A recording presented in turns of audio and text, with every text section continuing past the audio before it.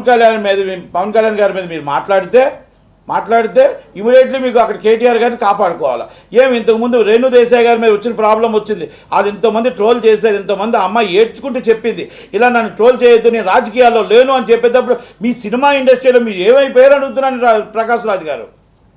ఆ రోజు మీరు కనబడలేదే. ప్రజలు రేవణ్ గారు మీకు కావాల్సిన దోస్తు 2500 మంది అమ్మాయిలు నగ్న వీడియోస్ తీసి అరెస్ట్ అయితే వాళ్ళ కోసం మీరు ఏంటి స్పందించలేదు అడుగుతున్నాను నేను. అలాగే మీరు మొత్తం టోటల్ రజనీకాంత్ గారు అవమానిస్తే రజనీకాంత్ గారిని ఆ రోజు స్పందించలేదే. మొత్తం టోటల్ 2016-17లో మొత్తం టోటల్గా అందరినీ డ్రగ్స్ కేసులో నించోబెట్టి లైన్ పెట్టి సినిమా టికెట్లో లైన్ పెట్టి మొత్తం 15 రోజులు వాళ్ళ పరువులు తీస్తున్నప్పుడు ఏం స్పందించలే. ఈరోజు మీకు కేటీఆర్ గారి మీద అన్నారు కాబట్టి ఆ రోజు మీరు స్పందిస్తూ అది డైవర్ట్ చేయడం కోసం మీరు పవన్ కళ్యాణ్ గారిని మీరు మొత్తం టోటల్గా ఒక టార్గెట్ చేస్తారు. నేను మిమ్మల్ని ఏమంటున్నా, సెక్యులరిజం తప్పలేదు. Hindu or Muslim or Christian ఎవరి దేవుడు వాళ్ళకి పవిత్రత ఉంటుంది. ఆయన ఏమడిగాడు, నా హిందూ దేవుణ్ణి నాకు 80% నీ హిందుత్వాన్ని మనం సనాతన ధర్మాన్ని మనం కాపాడాలి అని చెప్పాడు. కాపాడాలి అని చెప్పేటప్పుడు ఆయన గతంలో జరిగింది, ఆయన మొత్తం తిరుపతిలో ఏమి జరిగిందో, ఏ అన్యాయం జరిగిందో ఆయన మొత్తం అటు వివరిస్తూ దానికి దీక్ష తీసుకొని ప్రక్షాళన చేయడానికి వచ్చాడు. అది కొత్త బాబా వచ్చాడు, లేకపోతే పంగనామాలు పెట్టాడు. ఇవన్నీ ఏంటంటే మీరు దేవుణ్ణి అవమానిస్తున్నారు. మీరు దేవుణ్ణి అవమానిస్తారు, పవన్ కళ్యాణ్ గారిని కాదు. మీరు పవన్ కళ్యాణ్ గారి కాలు గోటుగాడు కూడా పనికిరారు. నేను మళ్ళీ చెప్తున్నాను మీకు, ప్రకాష్ రాజ్ గారు అని మీకు ఇంకెందుకు చెప్తుంటే, ప్రకాష్ రాజ్ గారు మీరు సీనియర్ ఆర్టిస్ట్ అవ్వచ్చు, ఇస్ అ పొలిటికల్, మీరు సీనియర్గా ఆర్టిస్ట్ అవ్వచ్చు, ఏమైనా అవ్వచ్చు. ఆయన చాటికి మీరు రారు. మీరు ఏదంటే మీరు దీన్ని కావాలని డైవర్ట్ చేయడం కోసం కొన్ని పాలిటిక్స్ని తీసుకురావడం కోసం మీరు మాట్లాడుతున్న మాటలే తప్ప ఇలాంటిది మాత్రం 100% ఇండస్ట్రీకి శ్రేయస్కరం కాదు. మీరు పవన్ కళ్యాణ్ పొలిటికల్గా మీరు ఎదుర్కోండి, ఆయన్ని మీరు పొలిటికల్గా ఆయన ఎదుర్కోండి, పొలిటికల్గా మాట్లాడండి. కానీ ఈ విధంగా ఇది కరెక్ట్గా మీరు మళ్ళీ అక్కడికి వెళ్ళారు. స్టాలిన్ గారిది డిఫరెంట్. ఉదయనిధి స్టాలిన్ గారిది ఆయన ఫస్ట్ వాళ్ళ వాదన వేరు, ఆయన మాట్లాడిన వాదన వేరు.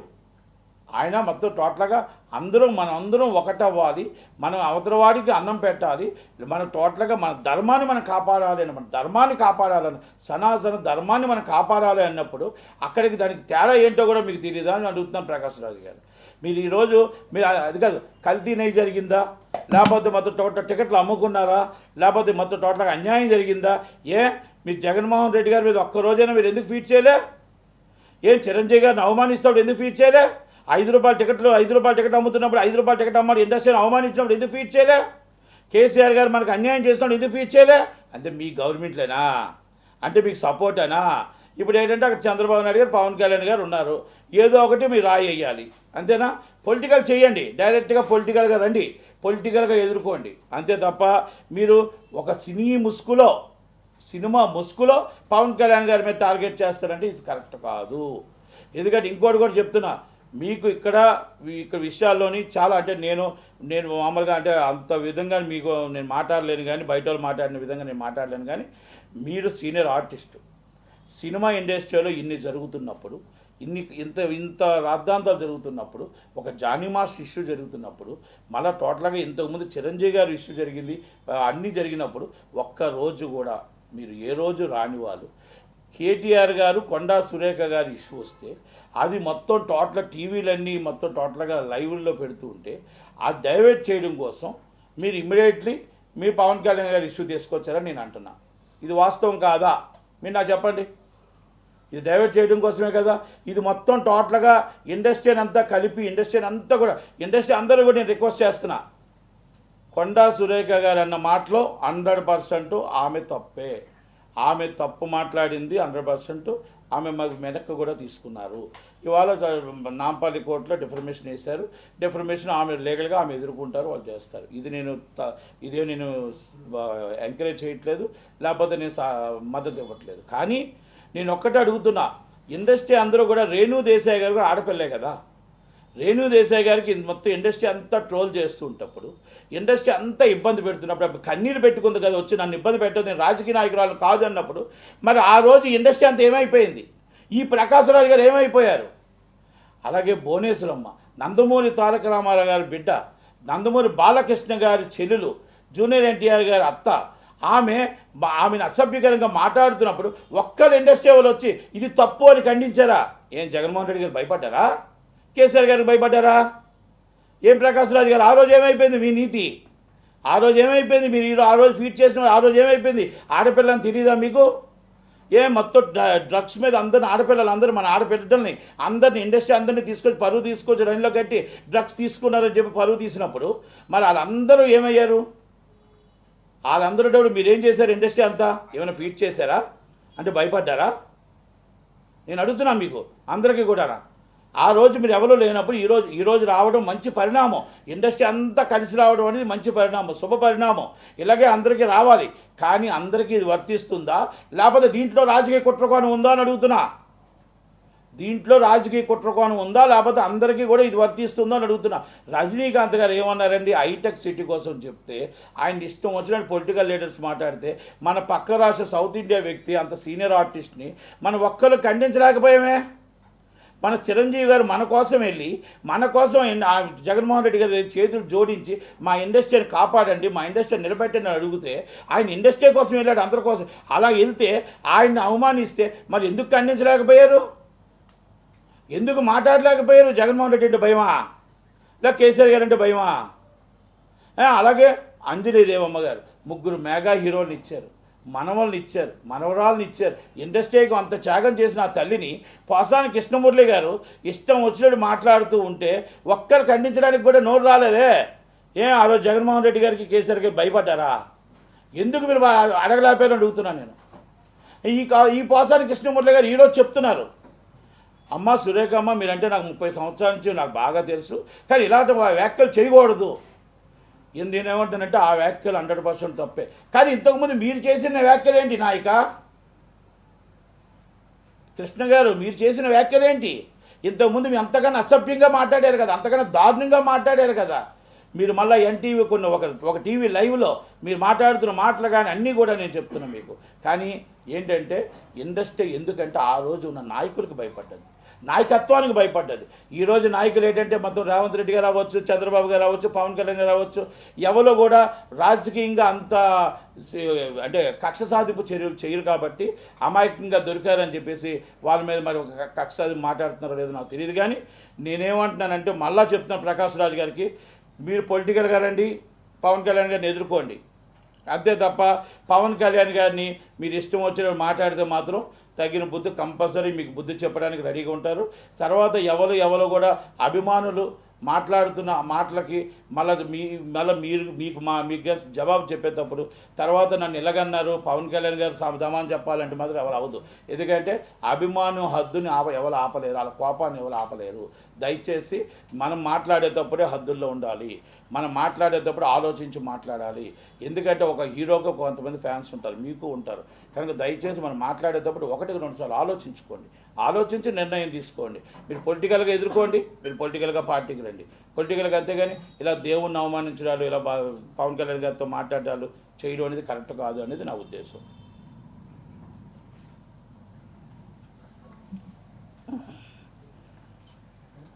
ఒక్క సెకండ్ వల్ల ఇంకొక చెప్తాను.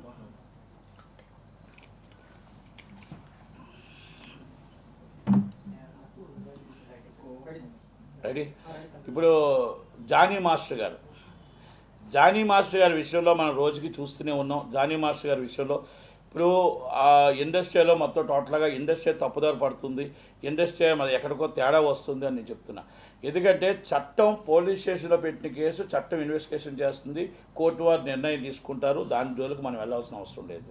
నేనేమంటున్నానంటే ఒక 5 సంవత్సరాలు ఒక రిలేషన్షిప్లో ఉన్న అమ్మాయి, ఆ అమ్మాయి మళ్ళీ వచ్చి ఈ కేసు పెట్టడానికి, ఆ కేసులో మొత్తం టోటల్ పూర్వపరాలు అన్నీ కూడా చూసి మనం ఏ విధంగా చేయాలని police station investigation, court chamber వారు మాత్రం దాంట్లో ఉన్న ఏదైతే కమిటీ ఉందో ఆ కమిటీ మాత్రం ప్రెస్ మీట్ పెట్టడం తప్పు. అలాగే ఒక కమిటీ మాత్రం ఇమ్మీడియట్ ఒక్క కార్డు సస్పెండ్ చేయడం తప్పు. ఇవన్నీ కూడా ఎన్నో జరుగుతున్నాయి, ఎన్నో అవకతవకలు ఉన్నాయి. దీని వెనకాల బ్యాక్గ్రౌండ్ వేరే వాళ్ళు ఉన్నారు. ఆ బ్యాక్గ్రౌండ్ ఎవరున్నారు ఏంటి మొత్తం టోటల్గా ఒక పెద్ద వ్యక్తులు, ఇండస్ట్రీకి సంబంధించిన వ్యక్తులే ఉన్నారు, ఈ నడిపిస్తున్నారు. అది ఎందుకు నడిపిస్తున్నారు ఏంటి అని త్వరలోనే మీకు ముందు బయటపెడతాం. ఇవన్నీ ఒక ఎత్తు అయితే ఇన్వెస్టిగేషన్ నడుస్తుంది, వాళ్ళు బెయిల్ వేసుకున్నారు. బెయిల్ వేసుకొని ఇన్విటేషన్ వచ్చింది. రాష్ట్రపతి అవార్డు 8వ తారీఖు రేపే అవార్డు వచ్చి ఇన్విటేషన్ వచ్చింది. వచ్చిన తర్వాత బెయిల్ కూడా గ్రాంటెడ్ అయింది. అయిన తర్వాత కొంతమంది ఇండస్ట్రీలో సంబంధించిన వ్యక్తులు కొంతమంది మెయిల్ పెట్టి సో కమిటీ, నేషనల్ కమిటీకి ఏదైతే ఉందో, మీరు ఆల్రెడీ ఇలా కేసు ఉంటుండగా ఎఫ్ఐఆర్ ఉంటుండగా ఎలా ఇస్తారో అది ఇది అని చెప్పేసి కమిటీ ఎప్పుడైతే కంప్లైంట్ పెట్టారో, as right one time is complaint already ఎప్పుడైతే వచ్చిందో కంప్లైంట్ వస్తాడు ఓల్డ్లో పెడతారు అవార్డుని ఓల్డ్లో పెట్టి 4వ తారీఖు నాడు ఇమీడియట్లీ అందరికీ కూడా లెటర్ రాయడం కూడా జరిగింది, అయిపోయింది.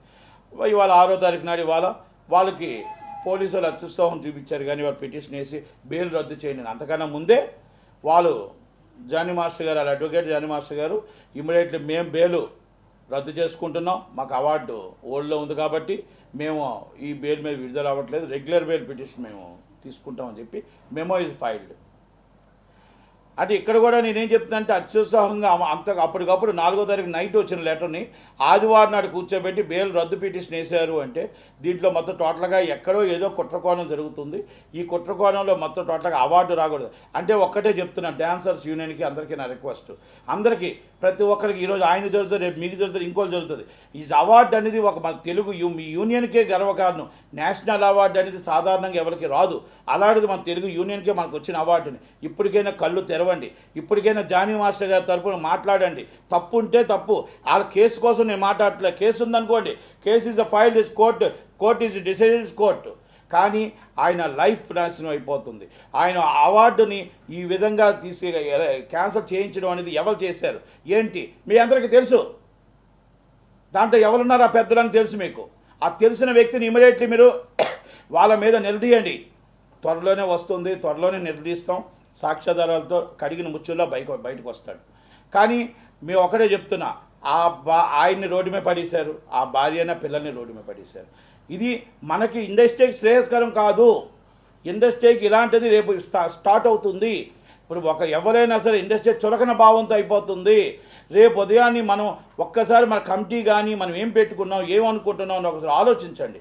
ఈ ఆలోచించి నిర్ణయం తీసుకోండి తప్ప ఈ విధంగా ప్రతి యూనియన్లో ప్రతి డ్యాన్స్ మాస్టర్స్ అందరూ కూడా ఆయనకు జరిగిన అన్యాయం రేపు మీకు జరుగుతుంది. ప్రతి ఒక్కరు కూడా గలమెత్తండి, నిలబడండి. ఒక కార్డు క్యాన్సిల్ చేయడం ఏంటి, రెండో కార్డు ఉంచడం ఏంటి, 2 కార్డులు క్యాన్సిల్ చేయండి.